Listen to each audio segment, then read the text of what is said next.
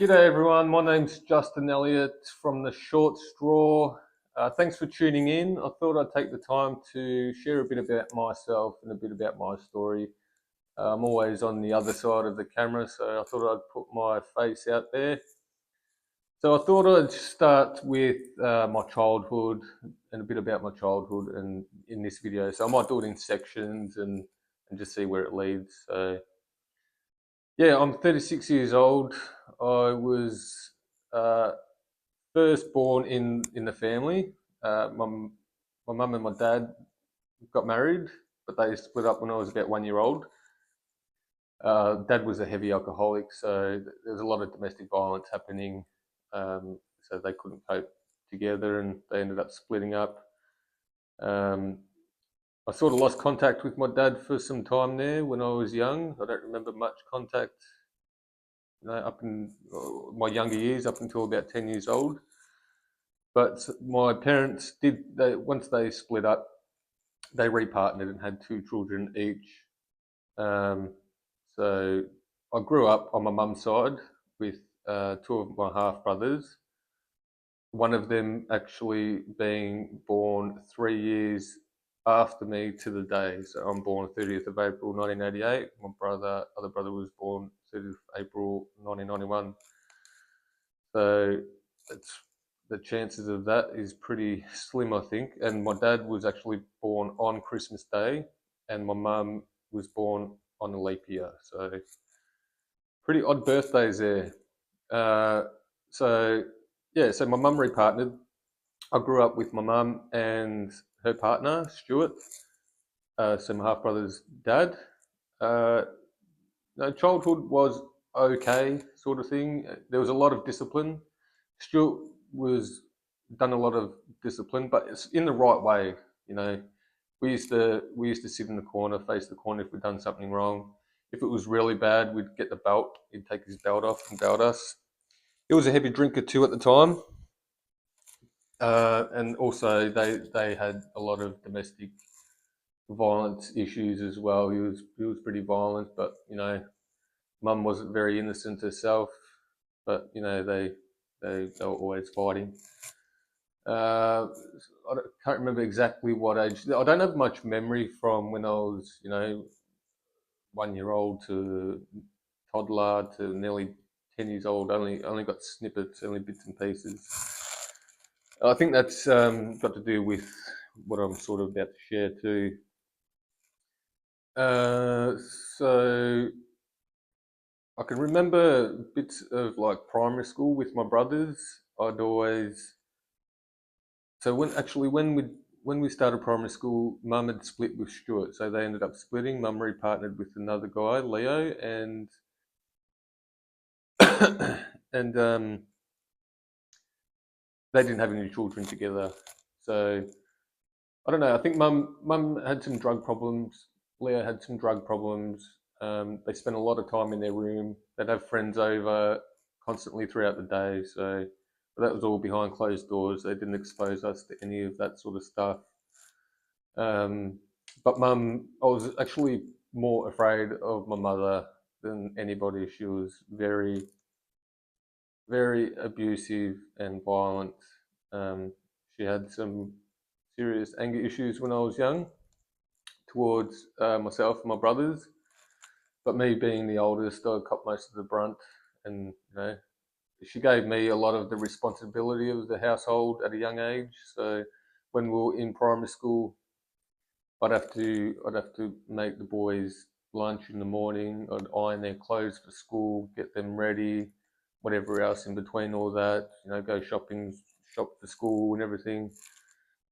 So there was a lot of pressure on me when I was young, and I sort of lost that that childhood innocent sort of streak.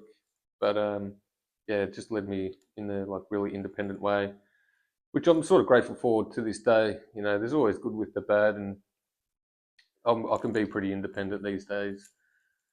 And yeah, so mum was pretty pretty rough with us boys. She'd beat us up pretty good. She'd pinch, punch. I lost count how many blood noses I had from being beat. Um, I'd she'd hold my head underwater in the bathtub sometimes, to the point where I ended up practicing like holding my breath underwater. And I remember I was counting like every time I'd have a bath, I'd hold my head underwater as long as I could, because I think, just to prepare myself for whenever Mum had one of her episodes to decide to dunk my head under the water. And I ended up reaching. I remember I reached 1 minute and 30 seconds holding my breath underwater, which was, yeah, I couldn't do that today. Yes, one of the worst things that I can remember is when I first started high school. I think it was year 7 or year 8. I don't know. I don't know what I did to set Mum off. Sometimes it's not even much. Like, I could be right about something, and she thinks she's right, and I know I'm right, but no, I have to say that she's right. So whenever I'm right, I'm wrong. Whenever I'm wrong, sort of thing.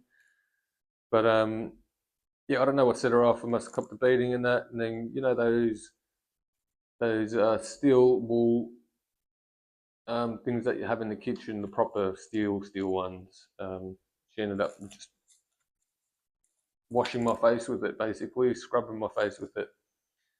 To the point, obviously, I had all scratches on my face, and I ended up saying to her, "No, can I not go to school like looking like this?" She goes, "No, you're going to school. I'm fine, okay." So I ended up I ended up going to school, and I think within the first half an hour or 1 hour, teachers seen me, and they're like, "Oh, is everything okay?" I just broke down. I broke down and told them what happened, and next minute the police came. Had a court case. She had to go to court. Got a good behaviour bond or a slap on the wrist for what happened. Um, so and there was a lot of that going on. Even watching my brothers getting beat up, it just eat me up, even to the point where like it sort of rubbed off on me in primary school. So like especially primary school, because all my two brothers and I um, went to the same primary school, and I just hated seeing people getting bullied. Like if I saw someone get bullied, I'd go and sort the bully out. I was the one bullying the bullies, sort of thing. Like not for no reason. Like if I saw them doing something like something nasty to someone, I'd pull them up. And there'd be a lot of times my brothers, because they, everyone got picked on, sort of thing, in a way. Every few days, at least once or twice a week, the brothers would run up to me. Oh, help! Someone's doing this to me. So I'd have to go and sort it out. So I sort of started making a bit of a name for myself and a bit of a reputation. Um, so I was known to be a bit of a fighter in my like primary school days, even up into high school. Um, and yeah, so once I ended up getting to high school, I was like, Mum didn't have much money or anything like that. So when you're in school, and obviously at the start of each year, you have to, you know, you need a whole lot of books. So I don't think Mum could afford that most of the times, and I'd end up going to school with barely any books or none at all. And even clothes, even school uniforms and stuff like that, I'd have minimal of that, or I'd be wearing stuff until they're literally falling apart. So I had to resort to actually stealing other students' books and stuff so I could get by, and clothes and everything like that. Um, even shoes. Shoes would end up. I'd wear them till they nearly fell off, basically. So I'd done pretty good considering I had to resort to stealing other people's stuff. I was getting good grades from probably year 7 to year 9, and I think puberty hit around somewhere around there, and I just started losing interest. I did make it to year 11, but just but probably from year 9 and 10, and probably 11, I was starting to get myself into a bit of trouble. I started wagging school, going to the skate parks and everything like that. You know, you meet one person, you meet another person, and the next minute you know the wrong people, because you've got the wrong attitude, anyways. And I met a few people that were stealing cars at the time. So the old Holden Commodores, like the VCs, the VKs, and the VLs, and everything like that. Just stealing them for fun, for a joyride. Didn't have a care in the world. Didn't care who I was stealing them from. Didn't have a care. Didn't have no fear when I was young. So I was a bit of a scumbag when I was younger, doing all that sort of stuff, and that ended up leading to police chases. Like crazy police chases, ridiculous. Like I'm lucky to be alive. God was looking out for me then. Even though I didn't believe in God back then. And so, yeah, a lot of that was going on. I just started heading down the wrong track. Started robbing places, breaking stuff, getting into fights. I'd end up at a pub and get into a fight with the security guard or get dragged out, get into a fight with the police when they arrived, get pepper sprayed, get put in the cells and then get charged. And that was just constant for a lot of my life, actually. I just had a lot of anger inside me. Um, I think it's just the lack of love from my mother. A, a lot of the neglect when I was a child sort of resorted me to look for a place to to be, I don't know, a part of, or something like that. But it was just the wrong road. So I ended up going to Malmesbury Youth Justice Centre, which is like 18 to 21 year olds. Attended there. I think I only done about 3 months. It would have been mostly driving offences, and then when not probably not even within 12 months, ended up going back there. I think I'd done 8 months or something like that. Oh, just small little stints, but enough, enough. Yeah, I just hated prison, to be honest. But Malmesbury was actually pretty good. It was really rough. You put a whole bunch of 18 to 21 year olds in one place. It's going to be pretty rowdy, and lots of fights and lots of crazy stuff happens in there. But otherwise, it was good. They do a lot of programs. I ended up getting my red card when I was in there. I got my forklift license when I was there. All my certificates. They helped out with everything. Proof of age. They did do all of that. Like amazing programs that they do. It's a bit of a holiday camp in a way. Um, yeah, it was good and bad, and so that just led me, into the adult prison system over time. Still stealing cars, still fighting, still doing all this stuff without a care. Um, but yeah, and just realizing, yeah, well, I know where the core comes from, why I was acting out that way, and yeah, just understanding it. I'm still learning, still battling with some of these things, but the person I used to be to the person I am now is just completely different. Um, with my dad, I didn't see my dad until I think I was about 13 for some reason. I think he was doing rehab, and I think he had a visit to the prison system, entry days. But my my dad was a heavy alcoholic, but he was really loving. Like deep down, he was really loving, but sort of was damaging himself, and he didn't even realize it, but would damage people around him and not intentionally mean it. But I could see within him